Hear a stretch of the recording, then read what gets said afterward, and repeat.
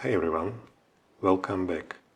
Today we're gonna have a look at a red faceted Urushi lacquered fountain pen made by seY. This is how the pen is packaged.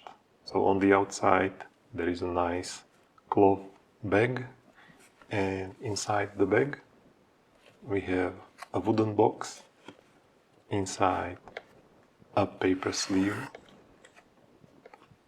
Inside the wooden box there is a thin pen kimono, and inside the kimono we finally have the pen.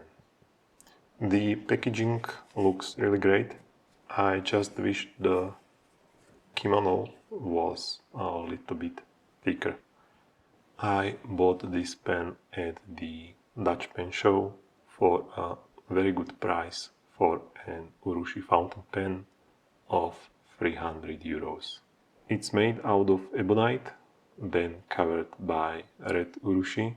It has 12 symmetrical facets. Both top and bottom of the pen are slightly pointy.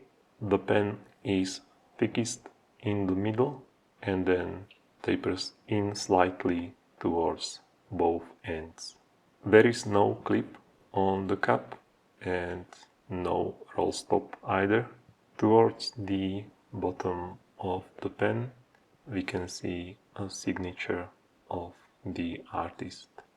This is what the pen looks like on the bottom. As you can likely see on the camera, the Urushi lacquer is not applied 100% evenly, and there are some very small blemishes throughout the edges of the pen. Those are the white portions. They can also be seen near the middle of the pen where the cap meets the barrel, both on the barrel and on the cap. This is not a huge deal for me, as I expected to see some kind of compromise when it comes to the Urushi work for basically 1/2 or even 1/3 of the price of other tamenuri finished fountain pens. Still, if you are looking for something that has completely even Urushi lacquer, or maybe more even than this, then you should likely look elsewhere, but you're gonna have to pay significantly more. Now we see a gold-plated Jowo number 6 nib with the original plastic Jowo feet. The pen uses a regular number 6 sized Jowo nib unit, so you can easily replace the nib. Since there is no additional trim on the pen, no metal at all on the outside, you can also experiment with changing the nib to something other than gold color. The nib unit is integrated really nicely. I like that it does not stick out. It's almost perfectly flush with the section, which is not really common for some of these smaller production pens. I really like the section. It's 11 mm wide at the narrowest point, then tapers up slightly to 12 mm. This is a really good size for me, and also a really nice shape, because the outer ring here stops your fingers from slipping too far. Both the size and the shape work exceptionally well for me. Another great thing that's not super common for Urushi lacquered fountain pens is that also these threads are covered by Urushi.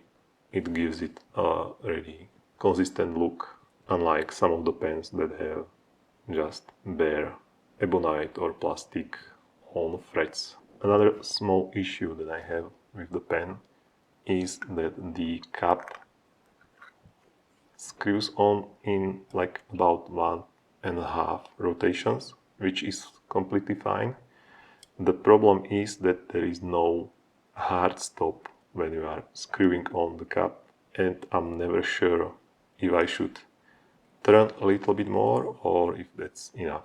But the cap does not unscrew accidentally, so I guess that's not a huge deal. Also, regarding the cap design, the cap seals extremely well. Even not using the pen for 2 weeks wasn't an issue at all. The Urushi lacquer stops suddenly as you hit the edge of the cap, and then from this edge and inside it's pure uncoated ebonite. Unscrewing the barrel takes a little bit of time. There is quite a lot of threads and they are made quite well. Like, I don't think there is any build issue when it comes to the ebonite base of the pen. The pen uses a standard Schmidt converter, and I think you could potentially eyedrop it as there are so many threads that are quite fine, so I think applying a bit of silicone grease would be sufficient to seal the barrel, but the barrel is quite long, so you would have to really put a lot of ink in there. Ebonite should be safe to be eyedropped, but I still would not recommend it, as you are maybe risking staining the ebonite inside. Apart from that, you might have already noticed there are some white parts also visible here at the end of the section. Overall, I think the build quality is quite good, but you have to be conscious of the Urushi lacquer maybe not being as even as on some of the more expensive pens, and there are also these little blemishes that bother me a little bit, but I can live with those. This is a fairly large pen at 15 centimeters cupped. It's even longer than the Opus 88 demo and much longer than something like a Leonardo Momento Zero or a Lamy Safari. With the cap and a full converter of ink, it weighs about 29 grams, which is quite substantial. This pen does not post at all, but at 14.1 centimeters it's plenty long to fit in practically any hand. It's quite substantial even without the cap at 22 grams. Now it's time to have a look how it writes and how it feels to write with it. So the pen is seY faceted Urushi. This is the medium nib and the ink is diamine ancient copper.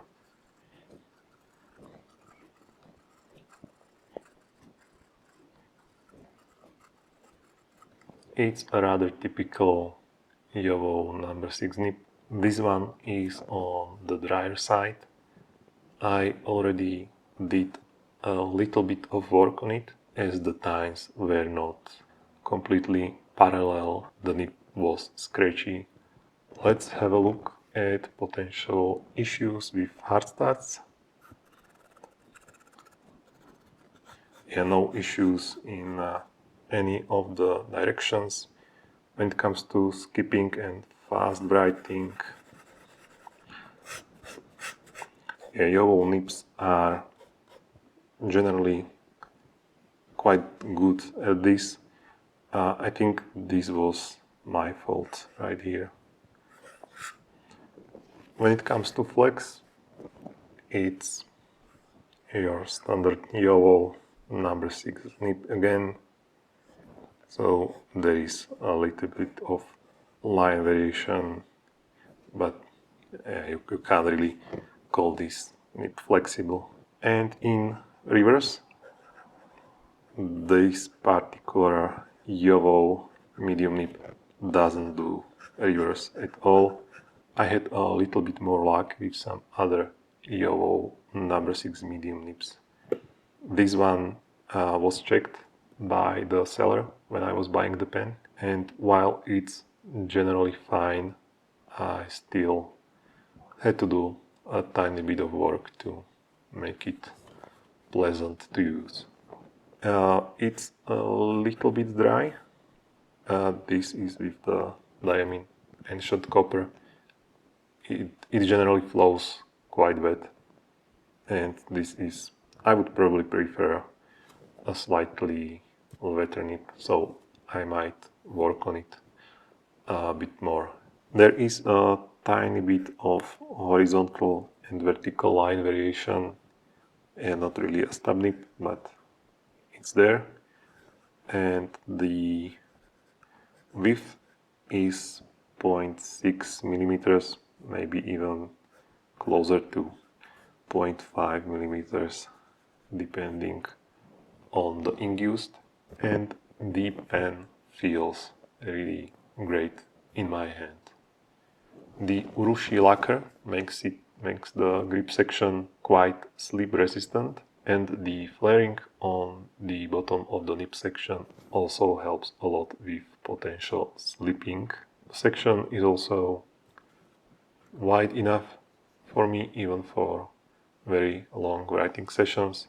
These threads, because they are covered by Urushi, don't bother me, they are not sharp at all. And this transition, it's not super sharp anyway, but even if it were, I would not be really touching it because the section is quite long. The length makes the pen very balanced in my large hands. It was really pleasantly surprising to realize how great the pen works for me ergonomically. Regarding the nib, I think it's okay, but it's just really a regular yellow number 6 nib.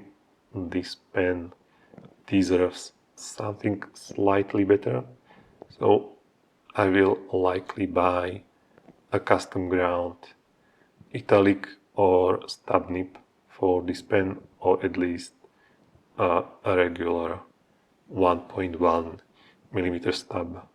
Overall, I like this pen a lot. The price for a tamenuri Urushi finish fountain pen on ebonite base at 300 euros was really incredible. It works extremely well for me ergonomically. The standard well integrated yellow number 6 nib unit will allow me to swap the nib very easily. I don't mind the cap not being able to post, because I would not post a cap on Urushi lacquered fountain pen anyway. What could be potentially improved is the evenness of the Urushi lacquer, even though that's the minor complaint. But the bigger complaint are these white blemishes on most of the edges of the pen. I think you can see some, even here on the barrel and on the cap as well. It would also be great if this signature on the barrel was in the same line as the nib, because you can see that the signature and the nib are not centered to each other.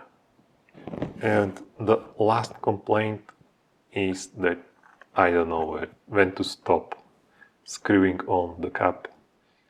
Despite the flaws, I would happily buy the pen again. So if you see seY at one of the pen shows, have a look at what he has to offer. He also had a lot of regular pens, even like vintage Mont Blancs and so on, lacquered with Urushi. They were quite interesting. And on this positive note, that's all. Thanks for watching. Bye.